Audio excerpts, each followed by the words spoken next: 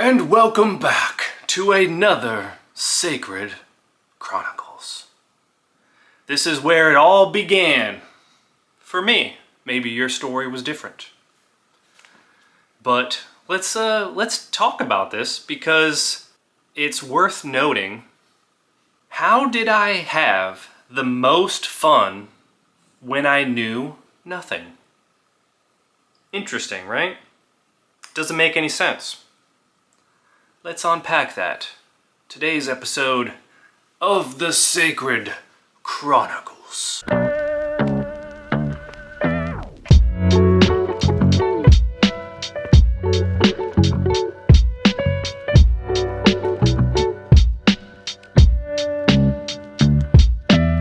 So, there I was, many years ago, but not too many years ago, where I finally decided to jump in to the Mutants and Masterminds game.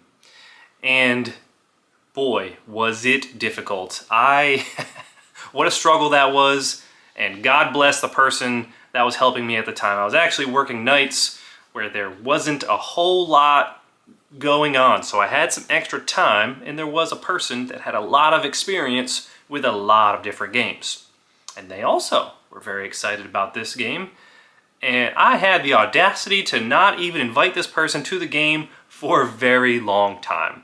So why Mutants and Masterminds? Well, we talked about the hero clicks, right?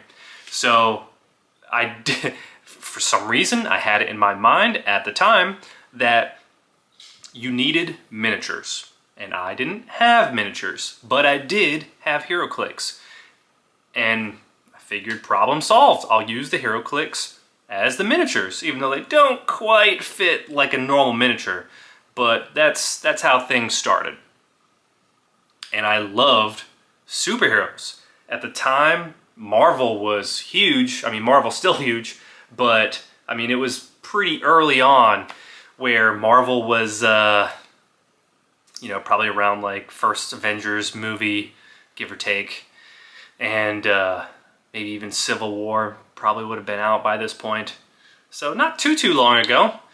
And yeah, I was obsessed with the idea of like almost like Marvel Ultimate Alliance, those video games, and X-Men Legends, where two heroes are using their powers together collectively to solve a problem. And I always thought that was super neat. Nobody does it better than X-Men. And this game, and although I may review this more in depth somewhere else, but I loved it. I loved it, but I couldn't quite handle it. I wasn't fully prepared for this. So keep in mind, the only thing that I really knew at that time was Critical Role. So I assumed I could go and watch Critical Role, and that would teach me how to play this game. Couldn't be further from the truth. That was obviously Dungeons and Dragons, but there is some overlap. The base concept was also strange to me. I had to learn, like, I knew what a D6 was. It's normal dice. I didn't know it as D6, but knowing that there's a D4, a D6, a D8, a D10, a D12, a D100, and a D20. So knowing that, hey, you have this dice, and you roll it, and a lot of times you're going to add a modifier. And with Mutants and Masterminds, it was especially a little different because it's not the same as Dungeons and Dragons where anytime you're attacking, you are going to roll to hit, and then you see how much damage is done. With this, it's a little different. Sometimes, I believe it's, if I remember correctly, you roll to hit them, and then the opponent rolls to see how much damage they resist. Pretty strange concept. So in addition to figuring out the base of how like tabletop RPGs work, there was also those additional things that were strange that I did not see happening in Critical Role. And then also seeing like the story unfold in Critical Role and how it had a lot of fantasy elements to it.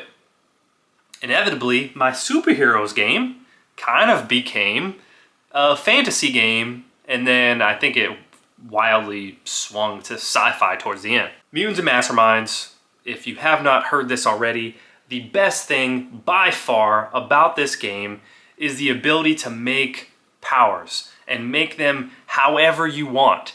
It's incredible the amount of flexibility that this has. This is the dream that I always... This is exactly what I wanted. The problem was I was not prepared to handle how it worked. So we used a system called Hero Labs to help me wrap my head around it.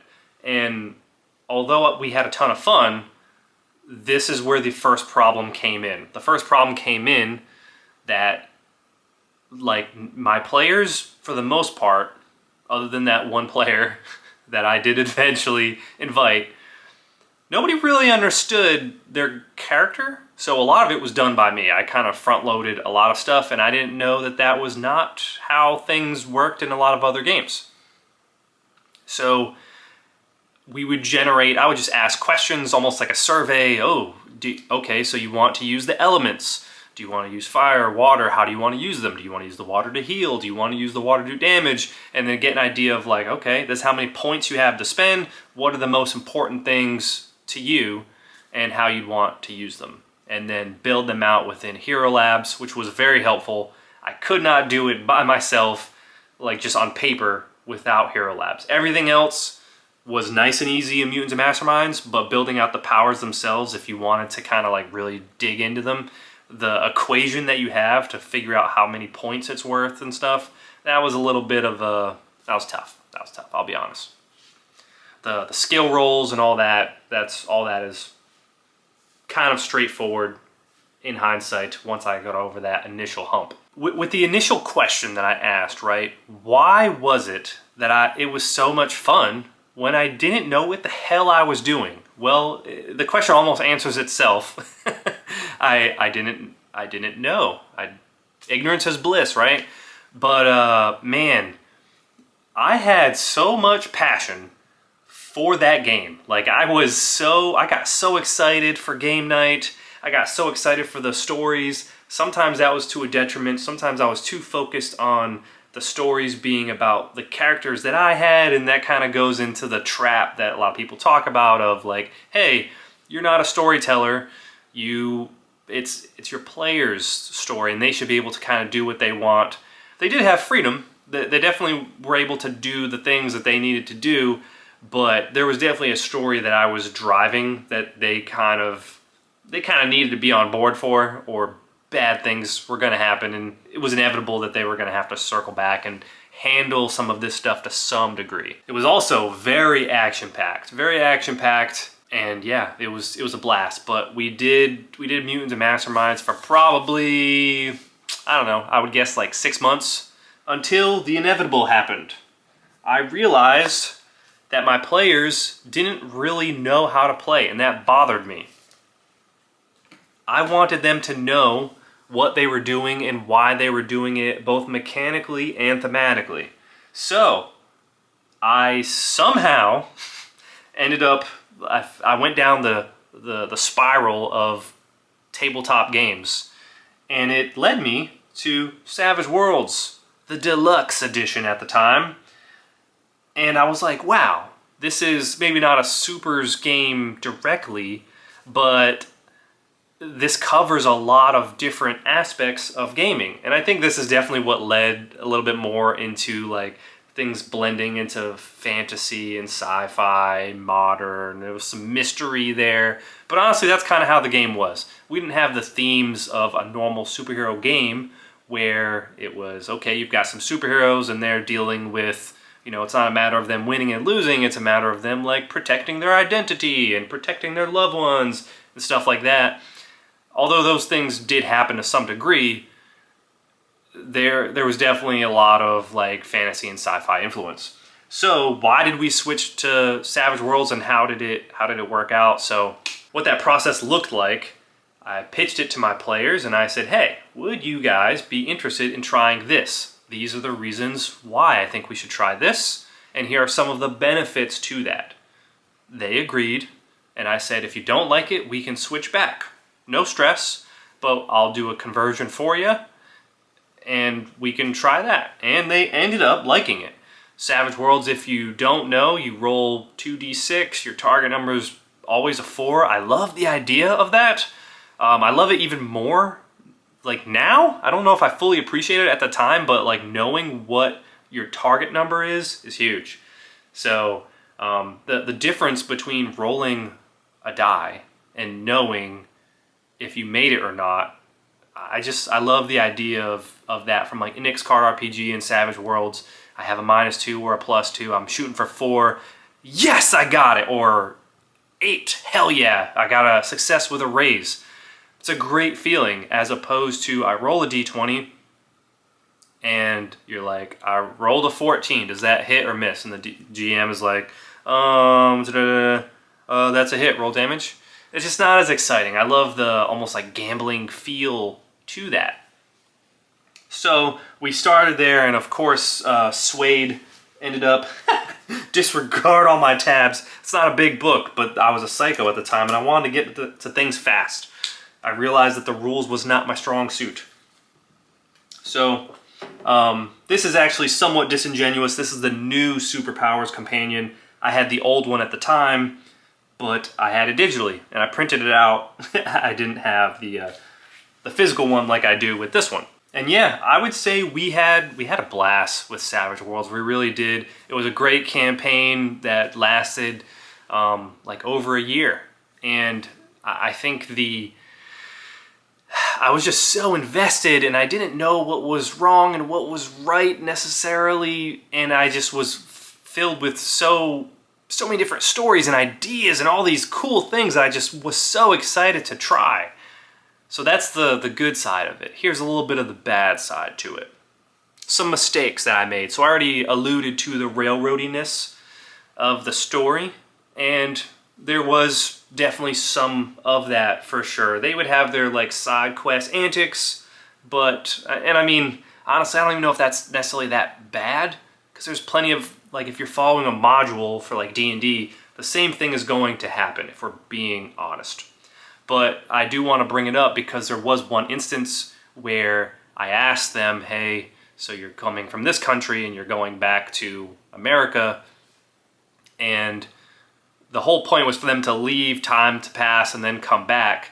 And I asked them, I said, hey, are you going back to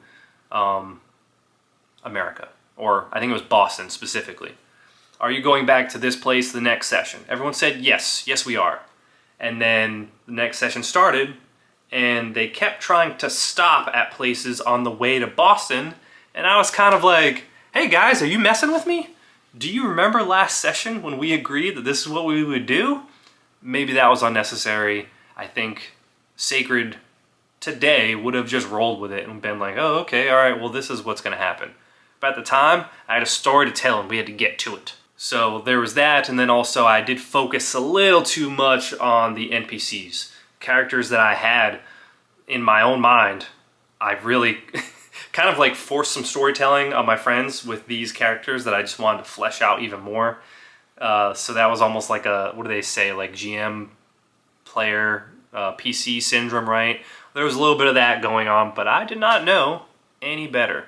Another thing that I did, so with all those hero clicks that I had, there was, especially with Avengers and Civil War and all this stuff, I wanted this massive battle to happen, which there's nothing wrong with that. But where I went wrong is I had all of those minis on the map.